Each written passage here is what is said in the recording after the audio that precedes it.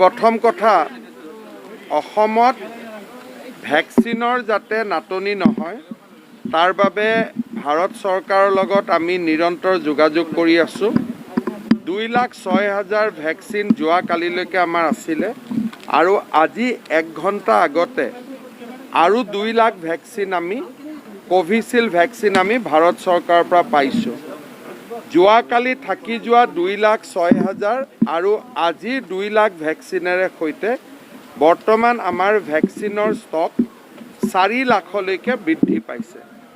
অহা 26 আৰু 27 তাৰিখে অৰ্থাৎ অহা পৰহি আৰু চৌথা দিনৰ ভিতৰত মই আশা কৰিছোঁ যে আৰু 3 লাখ ভ্যাকচিন আমি ভাৰত চৰকাৰৰ পৰা পাম আৰু এই দুইখিনি যদি আমি যোগ কৰোঁ তেতিয়াহ'লে মোৰ বিশ্বাস যে অহা 31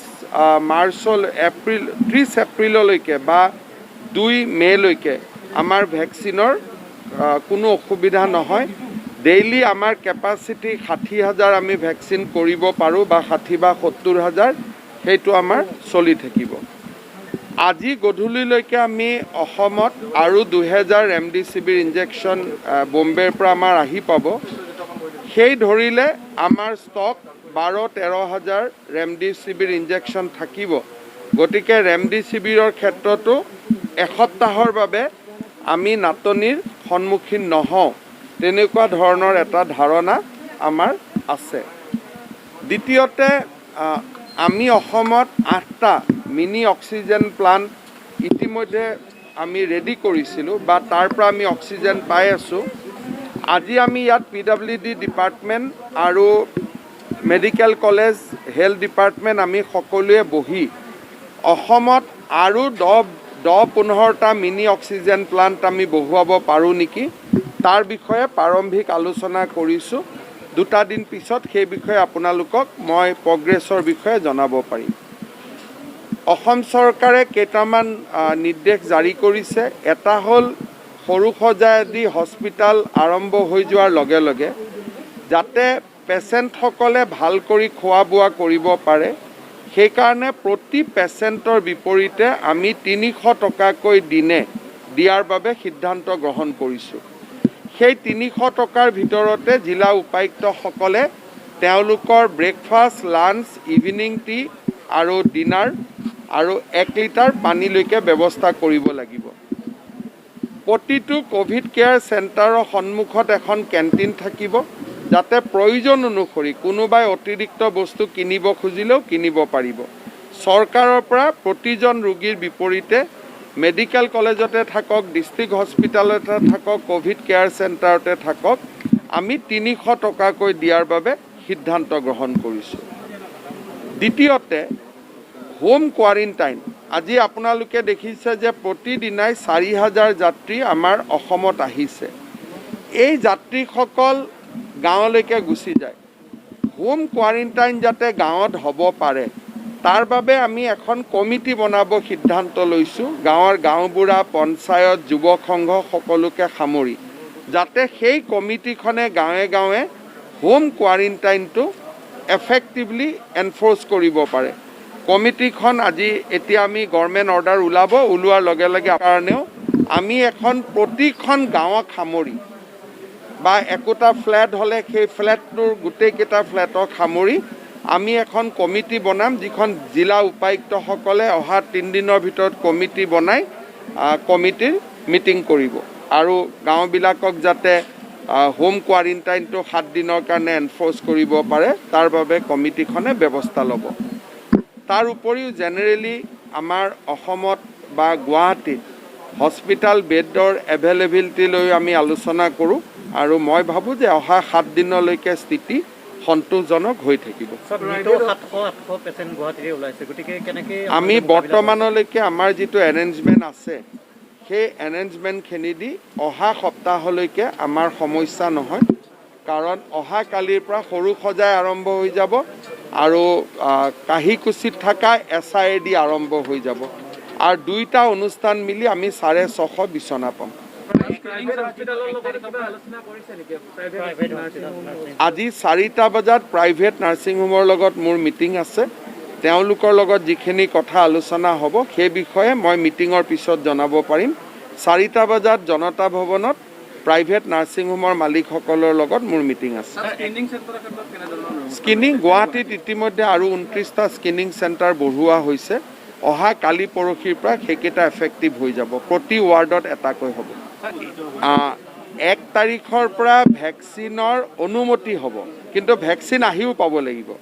এতিয়া যিমান দূৰ মই জানো 28 তাৰিখৰ পৰা ৰেজিষ্ট্ৰেশ্যন হ'ব। সেই বিষয়ে অহাকালি আমি ভাৰত চৰকাৰৰ পৰা নিৰ্দেশ পাম। 28 তাৰিখৰ পৰা ৰেজিষ্ট্ৰেশ্যন হোৱাৰ পিছত ৰেজিষ্ট্ৰেশ্যনৰ সংখ্যা কোন ৰাজ্যত কিমানে ৰেজিষ্টাৰ কৰিলে সিমান ভেকচিন কিনিবৰ কাৰণে তেখেতসকলে অনুমতি দিব। সাধাৰণ লোকে 1 তাৰিখৰ পৰা ভেকচিন নাপাব। 28 তাৰিখৰ পৰা ৰেজিষ্ট্ৰেশ্যন হ'ব। ধৰক অসমত 5 লাখ ৰেজিষ্ট্ৰেশ্যন হ'ল, ইউপিত 10 লাখ হ'ল, মহাৰাষ্ট্ৰত 20 লাখ হ'ল। তাৰ ওপৰত ভিত্তি কৰি ভাৰত চৰকাৰে আমাক ভেকচিন কিনিব অনুমতি দিব। গতিকে অসমৰ এতিয়া কিমান ৰেজিষ্ট্ৰেশ্যন হয় আমি নাজানো। 28 তাৰিখৰ পৰা ৰেজিষ্ট্ৰেশ্যনৰ পৰ্টেল খুলিব। সেই বিষয়ে ভাৰত চৰকাৰৰ পৰা কালি নিৰ্দেশ আহিব। অহাৰ লগে লগে পৰহি বা কালিয়ে মই আপোনালোকৰ লগত শ্বেয়াৰ কৰি দিম। নহয়, অসম চৰকাৰে 18ৰ পৰা 45 বছৰৰ যি ভেকচিন হ'ব, অসম চৰকাৰে ইতিমধ্যে ছিৰাম ইনষ্টিটিউট আৰু ভাৰত বায়'টেকৰ লগত আলোচনা কৰি আছে। আমি তেওঁলোকৰ পৰা ভেকচিনখিনি কিনিম। ৰাজ্যবাসীক আমি বিনামূলীয়াকৈ দিম। প্ৰথম অৱস্থাত অসম আৰোগ্য নিধিত আমাৰ জমা থকা টকাখিনি খৰচ কৰা হ'ব। অতিৰিক্ত পুঁজি যি ধৰণে প্ৰয়োজন হ'ব ৰাজ্য চৰকাৰে নিজৰ বাজেটৰ পৰা দিব। কেন্দ্ৰই 45ৰ ওপৰৰখিনিক কেন্দ্ৰই দিব। বৰ্তমান আমাৰ অক্সিজেনৰ ষ্টেটাছক লৈ বিশেষ কোনো নাটনিৰ সৃষ্টি হোৱা নাই। 50 MT আমাৰ প্ৰডাকশ্যনৰ বিপৰীতে আমি 30-28 MT খৰচ কৰি আছোঁ। গতিকে মই ভাবোঁ যে অক্সিজেন আদিৰ সমস্যা অসমত 10 মে'ৰ পিছতহে আৰম্ভ হ'ব। তেতিয়ালৈকে আমি পৰিৱেশবোৰ কি ধৰণে জোৰা টাপলি মাৰিব পাৰোঁ তাৰ প্ৰচেষ্টা চলি আছে। ডাবল মিউটেণ্ট অসমত এতিয়া আহি গ'ল আৰু এতিয়া আপোনালোকে ICMR পৰা গম পাই থাকিব। প্ৰত্যেকটো চেম্পল আমি জিনমিক ছিকুৱেঞ্চ নকৰোঁ। এটা পাৰ্চেণ্টেজ জিনমিক ছিকুৱেঞ্চ হৈ থাকে। গতিকে ICMR জিনমিক ছিকুৱেঞ্চ কৰি থাকে। ৰেগুলাৰ কোনোবা ইউকেন ভেৰিয়েণ্ট পায়, কোনোবা ডাবল মিউটেণ্ট পায়, কোনোবা কিবা পায়। কিন্তু নতুন কিবা মিউটেণ্ট আৰু আহিলেহে তেওঁলোকে আমাক জনাব যে নহয় আমি জিনমিক ছিকুৱেঞ্চ কৰোঁতে এইবাৰ আমি ট্ৰিপল মিউটেণ্ট পালোঁ বা নতুন কিবা মিউটেণ্ট পালোঁ, তেতিয়াহে আমাক জনাব। সদায় পাই থকা মিউটেণ্ট কেইটা পালে আমাক আৰু নজনায় তেওঁলোকে। সামাজিক সংক্ৰমণ মানে কি? গুৱাহাটীততো ট্ৰেভেলৰ যেতিয়া মানুহবিলাক আহিছে, বহুতে ষ্টাম্প মাৰি দিয়াৰ পিছতো নিয়ম মানা নাই। গতিকে ইজনৰ পৰা সিজনৰ গাতটোতো খুচৰিয়ে আছে। আজি ধৰক কাৰোবাৰ গাত ষ্টাম্প আছে, সি হাত দীঘল চাৰ্ট পিন্ধি লৈছে, ষ্টাম্পটো লুকাই লৈছে। সেইকাৰণে আমি গাঁৱৰ কমিটিখন কৰিব খুজিছোঁ যাতে গাঁৱত নজৰ দিব পাৰে। আমিতো ষ্টাম্প মাৰি পঠাইছোঁ এয়াৰপৰ্টৰ পৰা, কিন্তু তেওঁলোকে দীঘল চাৰ্ট পিন্ধি লৈছে, ষ্টাম্পটো ভিতৰতে সোমাই আছে। সেইকাৰণে অলপ ৰাইজেও সতৰ্ক হ'ব লাগিব।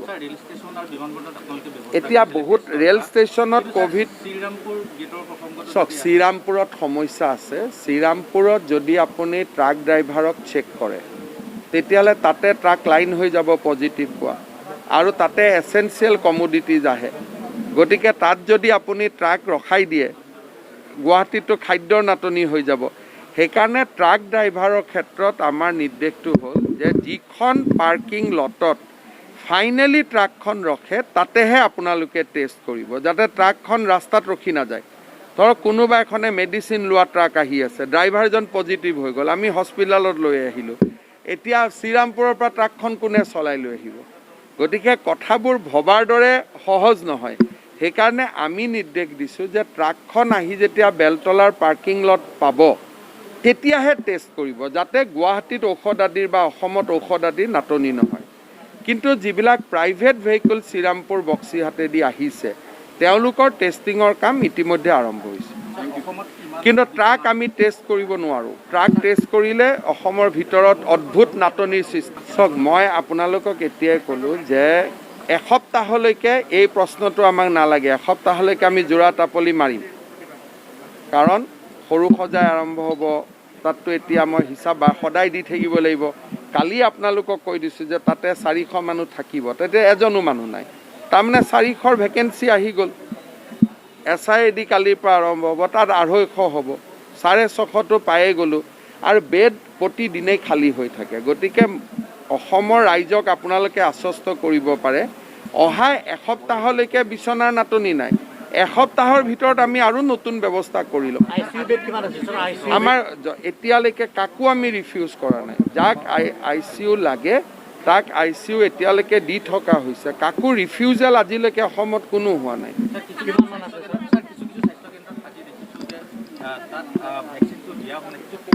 ভেকচিন নাটনিটো মই ক'লোঁ নহয়, যোৱাকালিলৈকে 2,06,000 আছিল, আজি 11টাত আৰু 2 লাখ ভেকচিন আহিছে। যিবিলাক ছাব চেণ্টাৰত কমি গৈছিলে ভেকচিন, য'ত ডিমাণ্ড বেছি তাত ভেকচিন কমি যায়, অহাকালি ৰাতিপুৱা দি দিব।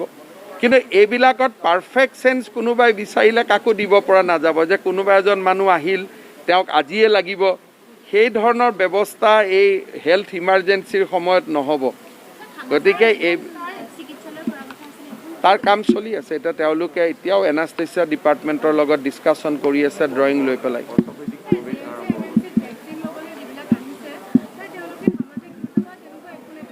চক মোক আৰু মানুহৰ ব্যৱহাৰ, তেওঁলোক মোতকৈ পূজ্য, মোতকৈ ডাঙৰ, মই তেওঁলোকক কি শিকাম কওক। আজি যিকেইজন ইয়াত ভেকচিন ল'ব আহিছে চব 45 বছৰৰ ওপৰত, মোতকৈ বয়সত মেক্সিমাম ডাঙৰ। তেওঁলোকক মই এটা সামাজিক দূৰত্ব TV পেপাৰত চায়ে থাকে।